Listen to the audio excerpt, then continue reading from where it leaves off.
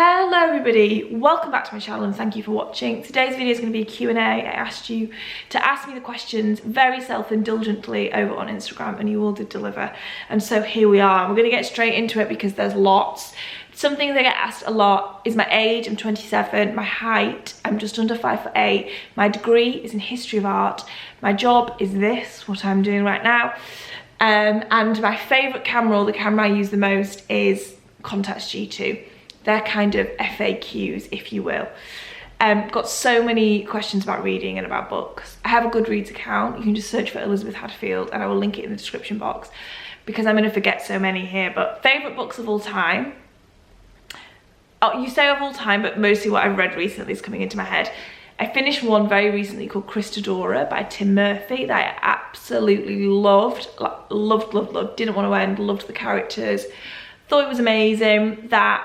Yesterday I finished a really good one called Lanny by Max Porter. Over Christmas I read the Broken Earth trilogy by Jemison and I really liked that.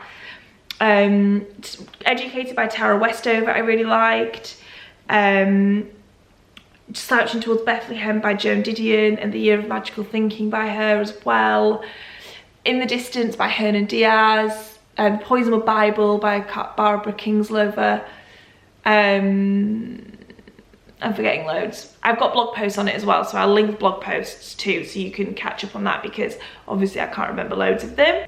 How do you like your new neighbourhood with respect to Notting Hill? So those of you who don't know, for the first 2 years I lived in London, I lived in Notting Hill. For the first year right in the middle of Notting Hill and then the second year in Holland Park, which is the next tube stop along. And now I live near Shoreditch, which is East London, so from West London to East London. I much prefer it here. It feels way more my vibe. It feels like there's a lot more going on. Like there's loads more people to socialise with and catch up with and be spontaneous with. I really like it. I was super happy in Notting Hill, and when I moved to London it was because most of my friends were there at the time. But this has just been the right timing and the right move and everything. So yeah, I really like it. The two areas have such a different vibe as well. So different. And like I said, I think Notting Hill was a really good place to sort of ease me into London because it doesn't really feel like London in the way that around here does. But yeah, I really like it here. I can't see myself wanting to leave East London again anytime soon. Did you manage to stitch your resolution of cooking more? Yes and no. It's the only thing I find really hard about living on my own is cooking. I just don't really enjoy it anyway, and I would always find it more enjoyable if I was cooking for somebody. So I do really struggle with it, and I've been trying to do it, but it just means we end up cooking a lot of pasta, and I don't always want pasta. So yeah, hit and miss. I haven't fully found my groove with it, and it's just something I struggle with a lot. Now loads of questions about if I'm single, about breaking up with Ben, how to cope with relationship fail, how to cope with a breakup. So let's answer all of those in an overarching way. Ben and I did break up in September, so quite a few months ago now. I didn't really talk about it, well, I didn't talk about it at all at the time because I just didn't want to, but I obviously understand that I shared lots of my relationship online with you guys, and therefore there is a certain obligation to update you, and everyone is so kind and gentle with the way they ask, but it would be foolish for me to think that I can just not go unnoticed basically if you choose to share it. Obviously I'm not going to go into what happened, but I'm fine now. I'm absolutely fine now, and I'm in, you know, feeling in a good place in lots of respects within my life. And yeah, breakups are just one of those things in life, unfortunately. And I say unfortunately, but also in some ways fortunately, because my God, do you grow? My God, do you learn a lot? And yeah, it's just one of those things. And if you feel like you've just, I mean, the question how to cope with a relationship fail, I don't think the end of a relationship is ever necessarily a failure, even if it's not what you wanted, even if you thought it had longer to go, even if it was what you wanted for it to end and feel like you invested so much in something that can feel like a waste of time. It certainly is not. Like, you learn so much in maybe what you did wrong, not in a pointing the finger way, but in what you might want to do differently in relationships going forward, what you value in someone, what you don't value in someone, what you need to communicate. You just learn so much, and having different relationships with different people inform that in a huge way. So don't feel like it's a failure. And if you're heartbroken right now, it is so painful, and there is kind of, I think everyone wants the answer of what's going to make it go away and what's going to make it feel better, and you hear the same things all the time, and when you're in the thick of it, that's so frustrating because you just want someone to say something different to you. The truth is time, which we all don't want to hear when you're in the thick of it, because the days feel so long and you feel like it's never going to get any better, but time is the main thing that's going to fix it. So then in the meantime, it's how do you make that time feel manageable? Speak to people. Have a good group around you who are willing to listen to the same things until you are blue in the face and they are blue in the face. Write things down a lot, journal, keep your thoughts as just in control as you possibly can. Obviously keep busy, do all of those things, but find lots of reasons to do things on your own as well, I would say, and enjoyment in that, and see it as a new lease of life in as many ways as you possibly can. Again, that can sometimes be much easier said than done, but yeah, find joy in the fact that you are now completely your own person in a different way, and you're just running on your own steam, and that is going to be really painful and difficult at times and lonely maybe, but it is never a bad thing. There can be so much good from that.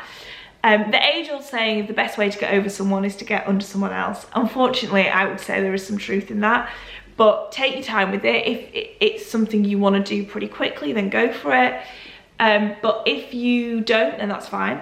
But I think the sooner, not necessarily the sooner, but when you feel ready to open yourself up to somebody else, or open yourself up to the possibility of somebody else, it is always going to be a turning point of things getting better. But you can't rush that moment of feeling that way. But that saying is an age-old saying for a reason. It is often then when you finally, even if it's not meeting someone seriously, but having a connection with someone else, that you're like, oh, all is not lost. It's a reminder that that person was not the be all and end all that maybe they felt like they were initially, because they never are. Just remember that as well. No one person can be. It's always, you know, you're always just going to learn from whatever that person gave you. So yes, hopefully that answers that in a long way. Is it okay to feel lost sometimes? Absolutely. I think most of us feel lost more times than not. Like I said, if you are single, you can feel lost because when are you going to meet someone? If you're in a relationship, you can feel lost because is this the person you want to be with?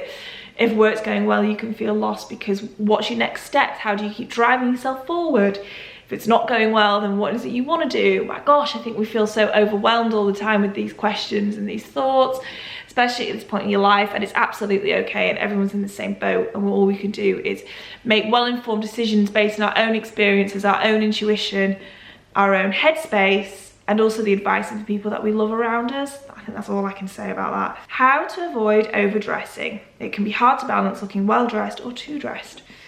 I would say, like, have some pieces in your wardrobe that are a bit scruffy.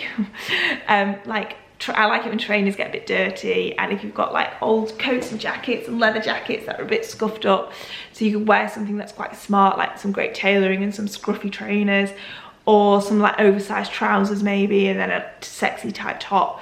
Just mess about with things being too big and oversized, and also just like looking well loved, I think really helps. Next trip plans, I go to Copenhagen next week, which I'm very much looking forward to. How do you read so many books? This question came up a lot, and being a fast reader. Firstly, if you're not a fast reader, don't worry. I am, and I don't know how or why. I think some people just are. But don't stress over the pace that someone else is reading something or how quickly you think you should read something. Just enjoy it and go at your own pace. I think the main thing is that you are reading and having that in your life, which for me has become so beneficial in so many different ways. But don't beat yourself up over reading quickly. In terms of how I do manage to get through so many books is always have them in your bag. So if you're on the tube, you can read. If you're early for a meeting, you can read. If someone's really boring you, you can just take the book out and start reading while they're talking. I'm joking, you can't do that, I wish. But yeah, it gives you lots of opportunities within a day to read. I really don't watch TV very often. I struggle to like engage with television. Occasionally something grips me, but not very often. And so that gives me lots of time to read, because my evenings are mostly spent reading before bed and in the bath. So if you're a big TV watcher, then maybe just say to yourself one less episode a week of something, or on a weekend, and then dedicate that hour to reading. And like through doing that, I probably read about 2 to 3 hours a day, more on a weekend. But yeah, it's just finding snippets of time, but also a decent chunk, so that you can kind of make good progress with a book. But yeah, have one in your bag at all times is definitely a big tip. Do you think you'll stay in London long term? I think I will. I still love London. I can't see myself moving back up north. Definitely not anytime soon. Like, who knows when the time comes to start a family, but right now, I love it here so much. It feels like there's so much more to offer. Like I was saying earlier about moving from west to east, it's two different experiences of the city. You honestly can move within London and feel like you've moved cities. It's incredible. It's one of the best cities in the world. And there's so much here, and there's so much to do and so much to see and so much opportunity. I don't feel like I've even scratched the surface on it. I would love to live in another part of the world. I'd love to live abroad for a bit. I think it was like the ultimate step out of your comfort zone, and I would love to experience that and see what that brought me. I have no plans to do that right now, but you know, never say never. It's something I would like to do.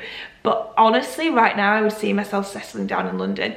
I also haven't got tired of how full on and busy it is, and I know people do get really tired of that. So you can never say never with things, but I still love it so, so, so much. How are you liking your new house? To me, it seems cozier. It's a lot cozier, and I love it. I love living in a house. I love having an upstairs and a downstairs. Once again, it feels like more separated from work and life and just having space to yourself. It's super cozy. I can't wait to use the garden more in the summer. I haven't had a chance to really use it all yet because I've only lived here in the winter so far. But then having the fire in the winter has been beautiful. I love it. The kitchen's really nice, and if I am cooking, it feels nicer in there and way more social if people are around. I love it. I love it so much, but mostly it is the area that makes it so perfect. I just can walk everywhere I need to go, and it's just brilliant. How to be alone but don't feel lonely. I just would say easier said than done, but don't associate being alone with feeling lonely. You can be with people and feel lonely. Loneliness can be coming from all parts of your life through dissatisfaction with various things, and it's not mutually exclusive to being on your own. So maybe that would be switching the mindset of thinking that I'm choosing to be on my own today because there's lots of things that I want to do and I'm happy to do them on my own, and therefore that's not lonely, that's empowering and that's nice. But that's not to say sometimes I don't feel lonely, I certainly do, but it can sometimes feel that way even if you're with people as well. So yeah, don't let it put you off spending time on your own, because I think it's a really important thing to be able to do. Top 3 productivity tips. Know what time of day you work best, early morning, late at night, and arrange your day around that as much as possible. Like, I work best in the mornings, so the more I've got to do, the earlier I wake up. Quite a good one for me was downloading WhatsApp web. So then, because I get lots of, like, I speak about work stuff a lot on WhatsApp, but every time I pick up WhatsApp on my phone, and then like Instagram, Twitter, on and on it goes. Whereas having WhatsApp web, you're on your computer anyway, and it's just another tab. So I found that helped me quite a bit. But also, if your mind's wandering and you aren't being productive, then allow it to officially wander. Either go for a walk, read your book, do something that is stepping away from work, and then you'll always come back more refreshed to it. But you can't be, 100% focused all the time. What is the next solo trip you would love to make? I'm definitely going to go away again on my own. I don't know where yet though, so suggestions would be most welcome. Maybe somewhere not quite so long haul, because the jet lag, like I said about Japan, was the thing that sort of did me in a bit. So maybe something in Europe, a bit closer, a long weekend away maybe. I don't know where to go though, so let me know. I would like to go back to Lisbon, but I'd also want to go to somewhere I've not been before. There's loads of Italy I haven't explored. So it's just so many places I feel overwhelmed with choice, but yeah, let me know any suggestions, and definitely will go away on my own again this year. What's your favourite bag in your collection, and do you have a new bag in mind this year? My 2 favourites would be my Celine Hobo bag and my Dior vintage one, both of which are Vestiaire. And in terms of a new one, I do have my eye on a Celine box bag on Vestiaire, which is something I've loved for ages, and I just think they're so classic, and it comes in this brown colour, this like dark brown, and it's so nice. And I really want it, and it would just be perfect crossbody or just down one shoulder. So we'll see, but I have been eyeing that up quite a bit. How do you feel after constantly reading books? What's the most significant change? So yeah, lots of you are noticing I only really got into reading so much this year. Throughout my life, I've gone through intense periods of it and then let it drop off, but this is the longest intense period that I've had. And I honestly can't see myself allowing it to sort of depart my life anytime soon. And I just managed to get into it just from being on holiday in the summer and reading so much, and then really like making a point of carrying it on. I do think in some ways it's easier because I live on my own, so I can read undisturbed in evenings and things.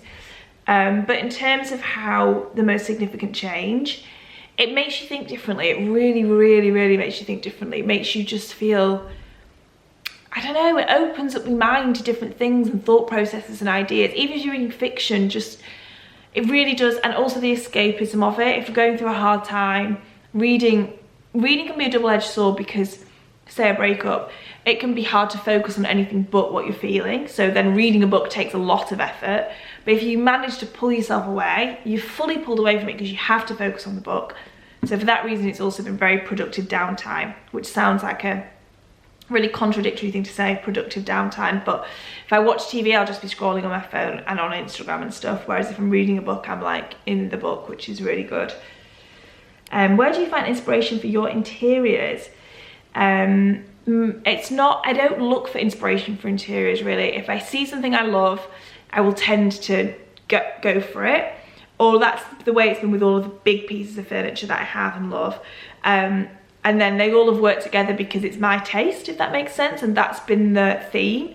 So I don't even really that often go on Pinterest and look for inspiration for stuff. I just see something online that I really like, not even online, mostly in real life. And then just, it sort of works. I don't know how I'm describing this so badly. I don't think in your interiors you have to have a theme or a style or whatever. You just pick what you like and let everything work together because you like it. That's how I try to go about it anyway, and it does sort of work. So I don't really look anywhere for inspiration. How are you right now? There was lots of lovely questions like that. So the beginning of the year has been a bit difficult. And that's just one of those things. You know, life is up and down. But yeah, the past few weeks have I've not been fully feeling the way that I would hope to feel. But you can't always sort of fire on all cylinders or run at 100% or even run at like 50% sometimes, and that's fine. You just have to be kind to yourself with it, which is what I'm trying to do. So yeah, I've been not the best recently, but I know it will pass. What's inspiring you at the moment? Oh, I mean, the things that, like, fashion-wise, the people around me tend to inspire me the most, and like the girls I spend time with a lot. So like Lynn's inspires me loads with what she's wearing. Two of my friends, Jo and Sarah Halpin, really inspire me. Like people in real life, even like the people you see walking through the streets. She's great for that as well, for just seeing cool things.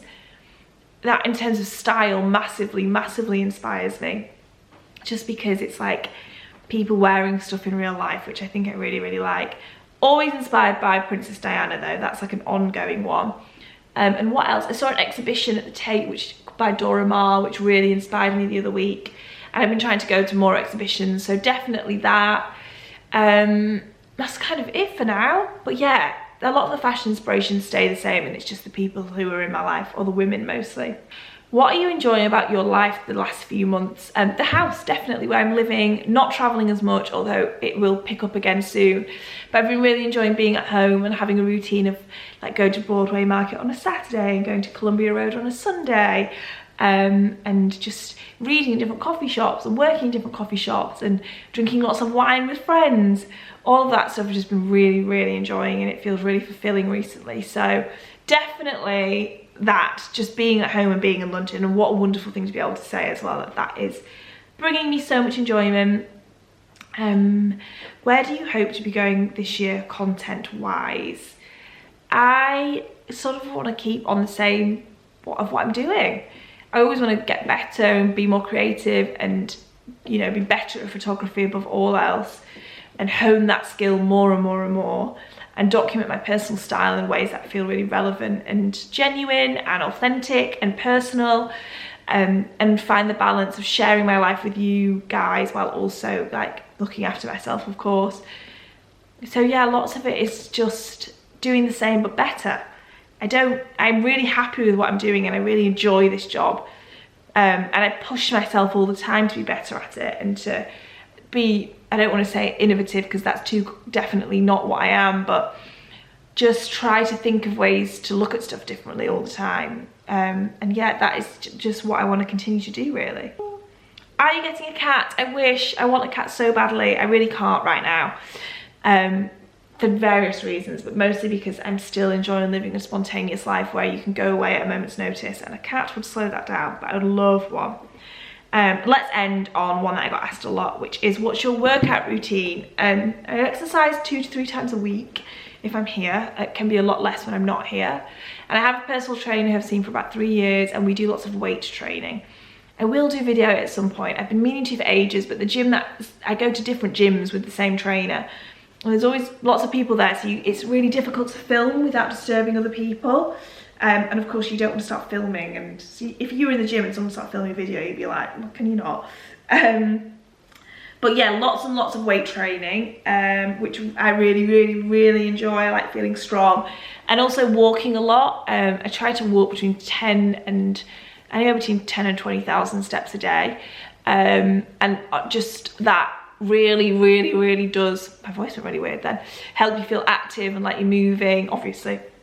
But that's the main thing, weight training and walking. I don't really do any cardio other than that, but yes, that's everything. I need to go drink a litre of water now because I've talked so much. But I hope you've enjoyed, and I will see you in the next video.